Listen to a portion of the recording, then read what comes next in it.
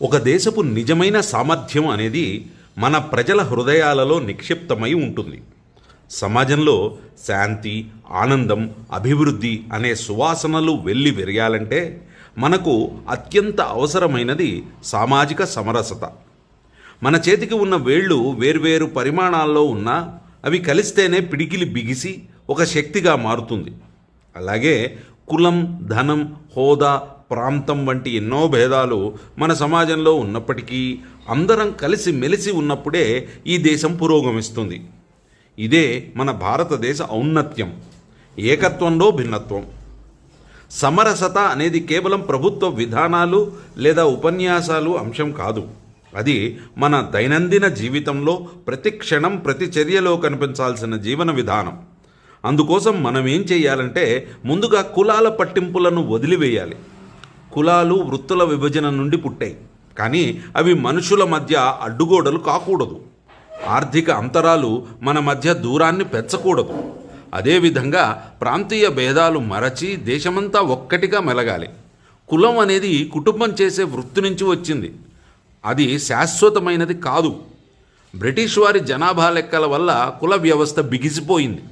అంతకుముందు అవసరాన్ని బట్టి, వృత్తిని బట్టి కులం మారే వెసులుబాటు ఉండేది.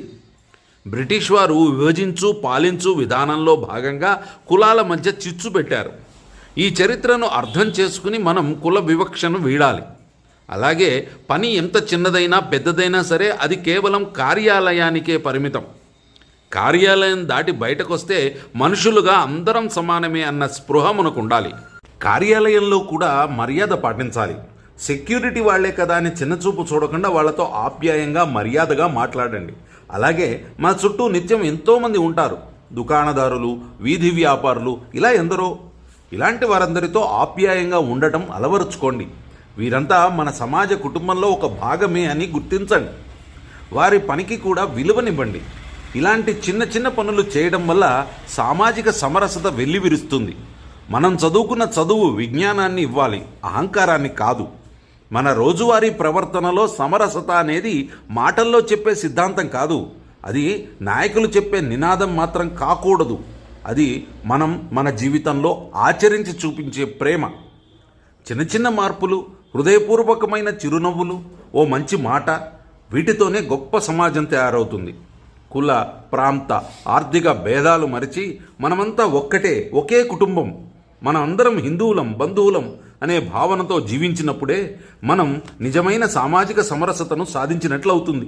ఈ సుందరమైన బంధాన్ని కాపాడుకుంటూ మంచి సమాజాన్ని భావితరాలకు అందిద్దాం.